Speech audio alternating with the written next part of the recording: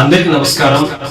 ఇటీవల హైదరాబాద్ మోండా మార్కెట్ లో ఒక దళిత యువకుడు నడుస్తుండగా అక్కడ వెహికల్స్ అడ్డం పెట్టి ఉండడంతో వెహికల్స్ తీయాలని చెప్పి కోరిన తర్వాత అక్కడే ఉన్నటువంటి మార్వాడి వాళ్ళు వచ్చి ఈ దళిత యువకుడి పైన దౌర్జన్యం చేసి కొట్టడం జరిగింది. ఈ దాడికి పాల్పడినటువంటి వ్యక్తులను తక్షణమే SC/ST అత్యాచార నిరోధక చట్టం ప్రకారంగా అరెస్ట్ చేసి కఠినంగా శిక్షించాలని కలవక్ష వ్యతిరేక పోరాట సంఘం డిమాండ్ చేస్తుంది. ఆ తర్వాత మార్వాడి గో బ్యాక్ అనేటువంటి నినాదాలు ఉత్పన్నమైంది. వాస్తవంగా భారత రాజ్యాంగం ప్రకారంగానే ఈ దేశంలో పుట్టిన ఏ పౌరుడైనా ఎక్కడికైనా వెళ్ళి వ్యాపారం చేసుకోవచ్చు, ఉద్యోగం చేసుకోవచ్చు, జీవించే హక్కు కలిగి ఉండొచ్చు, జీవించవచ్చు అని చెప్పేటువంటి భారత రాజ్యాంగం స్పష్టంగా పేర్కొంది.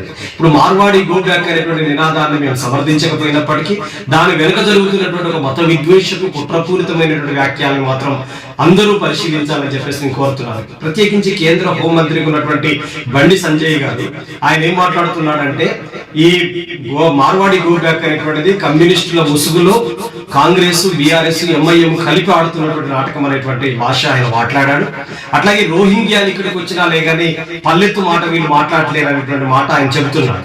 ఈయన కేంద్ర హోంశాఖ సహాయ మంత్రిగా ఉన్నప్పుడు రోహింగ్యాలు ఇక్కడికి ఎవరు వచ్చారో వాళ్ళు పట్టుకునేటువంటి రైట్ నీకు ఉంది కదా, కేంద్రం చేతుల్లో అధికారాలు ఉన్నాయి కదా, ఎందుకు పట్టుకోలేకపోతున్నారు అనేటువంటిది నేను అడుగుతున్నాను. అంతేకాదు ఇక మాధవిలత బీజేపీ ఎంపీగా పోటీ చేసినటువంటి బీజేపీ నాయకులు విద్వేషాలు రెచ్చగొట్టేటువంటి మాటలు మాట్లాడుతున్నది. ఆమె ఏమంటున్నదంటే ఇక్కడ ఉన్నటువంటి దళితుడి మీద దాడి జరిగితే దాన్ని భూతత్వంలో చూడాలనేటువంటి మాట కూడా అంటున్నది. అంటే దళితుల మీద దాడి ఏ తరగతులు చేసినా పర్లేదు, ఆ తరగతులు దళితుల మీద దాడులు చేసిన వాళ్ళకే బీజేపీ మద్దతు ఉండదా?